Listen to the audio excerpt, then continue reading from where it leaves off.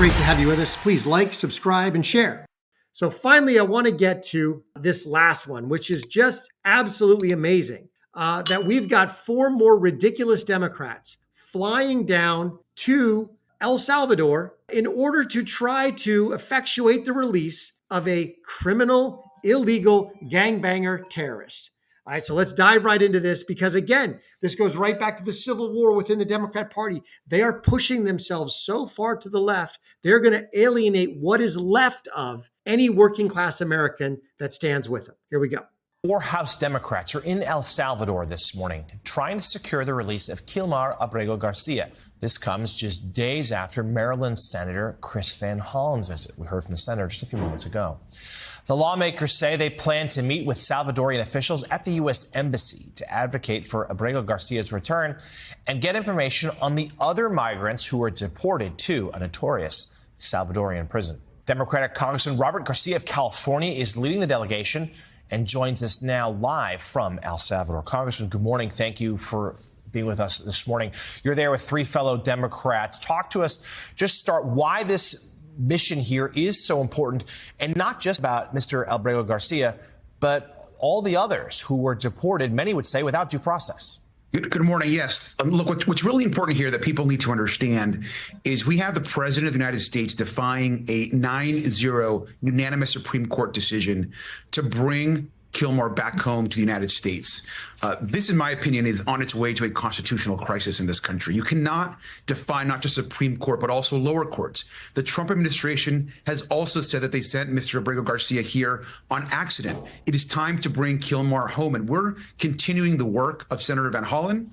Look, we will not be the last members of the delegation to be here. There's other senators and members of Congress that will be here in El Salvador. But it's really important that we advocate for his release. He has been wrongly sent here, as have, by the way, hundreds of other individuals who are in our country in different status, asylum seekers, people that were on some type of permit. So these people are absolutely ridiculous. They are spending taxpayer money going to a foreign country, demanding the release of someone that they have in prison, not a citizen of the United States. They're not demanding that a citizen of the U.S. be released. No, they're demanding that a citizen of El Salvador be released from El Salvadorian prison and that he be sent back to the United States. I am absolutely in favor of Pam Bondi's Justice Department rounding up Van Hollen and these 4 other idiots and prosecuting them for violations of the Logan Act. The Logan Act, which says you cannot, if you're not the president, run out and effectuate or attempt to push foreign policy that is against that of the United States, that of the Article 2 elected executive. Go prosecute these people under the Logan Act. Let's get it done. Let's make it happen because this is egregious. He is a citizen of El Salvador. He is not a citizen of the United States. He has no constitutional rights as a citizen, since he's not a citizen of the United States. There are some legal responsibilities that the United States has towards him, i.e., he cannot be incarcerated here, tortured here, things like that. But he can absolutely be detained and deported. He is an illegal in the United States of America, and that's what happened. He was detained and deported, and that's exactly what should happen. This idea that he was mistakenly, no. There was a withholding order, which, according to the administration, was void once Donald Trump declared MS-13 a terrorist organization, and him being a member of MS-13 meant he was a member of a terrorist organization, so withholding orders didn't apply. But either way, he is never, ever going to live in the United States. But that's what these 5 idiots want. They want him repatriated to live free in the United States. That is never going to happen. And it's even worse than what this particular man said. We came down here to advocate. Oh, no. Check this out from one of the other ridiculous legislators who went down there in order to, quote unquote, advocate for his release. Congresswoman Maxine Dexter here, coming to you from El Salvador. I flew here last night with 3 of my colleagues to demand that Kilmar Abrego Garcia be released. He is being held in violation of a Supreme Court order expressly telling the Trump administration to effectuate and facilitate his coming home. That is being ignored. This is not just a threat to all people in the United States. who could be illegally abducted, detained, and transported internationally against their will. But it is a fact that our president does not recognize the branches of government and the balances of power. This is what we all have been calling a constitutional crisis, yet it is more severe than anything we've seen. We cannot stay silent. We must stay loud. I am here because I refuse to wait for. So she is there in El Salvador demanding the release of a known gangbanger, terrorist, and citizen of El Salvador. She is in El Salvador demanding that a sovereign foreign government release one of their criminals, one of their prisoners, and send him to the United States. What do they want to commit? Kidnapping? This is absolutely ridiculous. This is who these people are. And no, Donald Trump and the executive branch are not ignoring court orders, and they are not recognizing other branches. It is exactly the opposite. It is the Article 3 judicial branch that is not respecting and recognizing the power of the Article 2 executive. Now, let's check out the ruling that they keep talking about, this 9-0 ruling that they keep blathering on about. It's not a 9-0 ruling. It was not a complete win. This says the application is granted in part and denied in part, subject to the direction of this order. The order properly requires the government to facilitate Abrego Garcia's release from custody in El Salvador and to ensure his case is handled as it would have been had he not been improperly sent to El Salvador against the withholding order. Not improperly deported, simply improperly deported to El Salvador, which the DOJ is now arguing that doesn't apply anymore because he's a terrorist. But regardless, the intended scope of the term effectuate, which is what the district court put in their ruling, in the district court's order, is, however, unclear and may exceed the district court's authority. The district court should clarify its directive with due regard for the deference owed to the executive branch in the conduct of foreign affairs. Therefore, granted Abrego Garcia withholding of removal to El Salvador under withholding removal only bars deporting an alien to a particular country or countries. In Abrego Garcia's case, to El Salvador, because withholding of removal is a form of country-specific relief, but does not confer any lawful status within the United States. DHS remains free to remove the alien to any third country other than the country to which the removal has been withheld.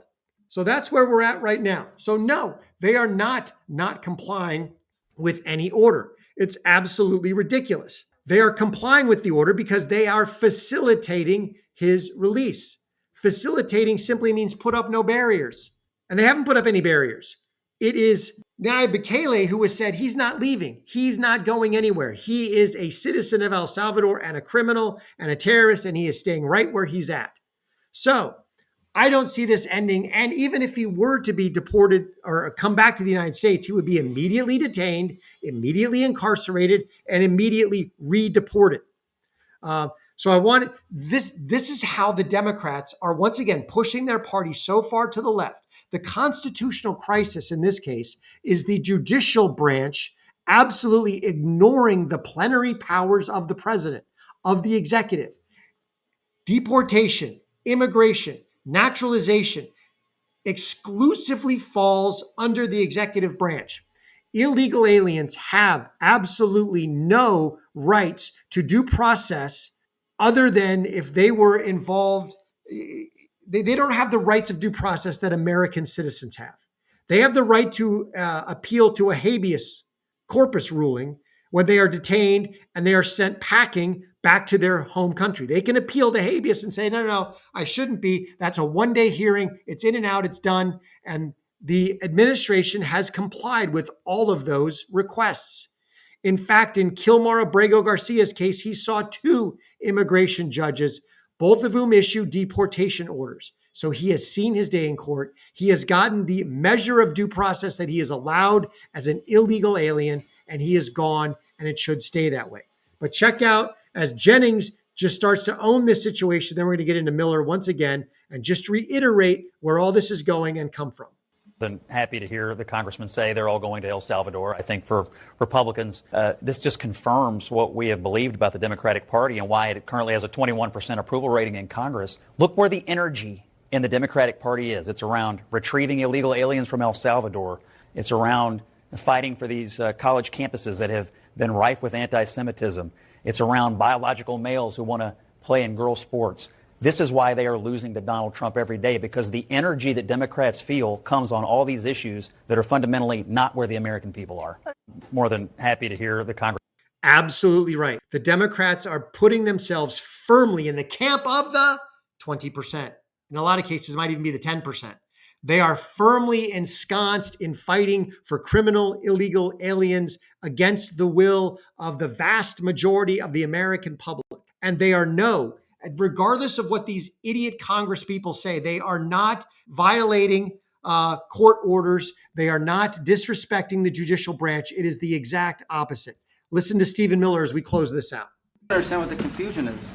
This individual is a citizen of El Salvador. He was illegally in the United States and was returned to his country. That's where you deport people, back to their country of origin, except for Venezuela that wasn't refusing to take people back, or places like that. I can tell you this, Mr. President, no, the foreign policy of the United States is conducted by the President of the United States, not by a court. And no court in the United States has a right to conduct the foreign policy of the United States. It's that simple. End of story. And that's what the Supreme Court held, by the way, to Marco's point. The Supreme Court said exactly what Marco said, that no court has the authority to compel the foreign policy function of the United States.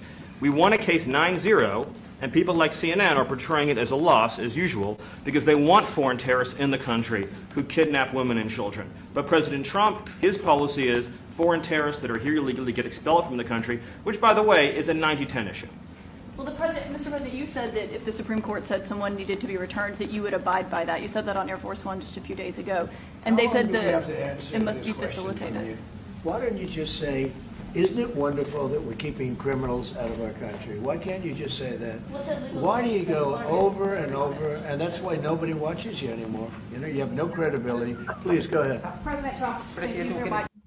So, again, it is not a win. This is not an order to effectuate the return of Kilmar Abrego Garcia. They said they must facilitate his return.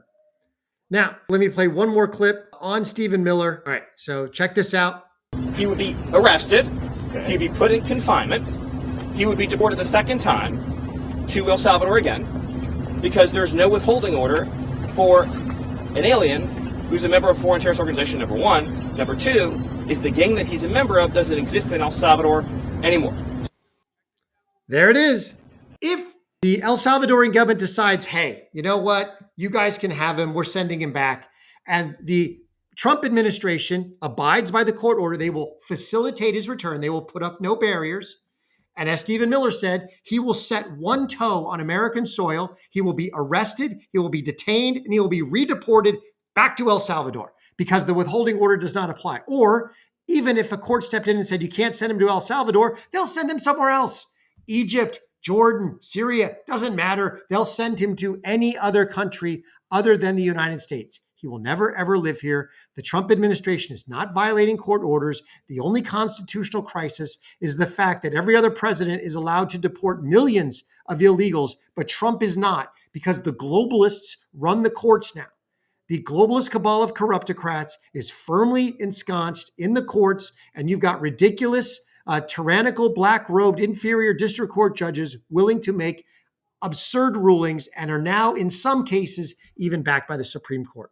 But that's where we're at today. We got some fantastic news with the DEMS civil war just rolling right along. And we got some sombering news with the courts once again defying the mandate that was given by the voters to President Trump. Hopefully we can work this out. Hopefully it's just a minor delay. In the meantime, the Trump train rolls on. Really appreciate everybody rolling up. Please like, subscribe, turn on the notifications, smash that like button for me. Leave us a note in the comments. Let us know if you like the content. Please share it with everybody that you know. And again, thanks for being here. You can support the channel by becoming a member or on our Patreon. Thank you so much. You guys are awesome. Check us out. We'll be here back tomorrow. And remember, God is good and he is sovereign. It'll all be good in the end. Till I catch you all next time. Have a great day.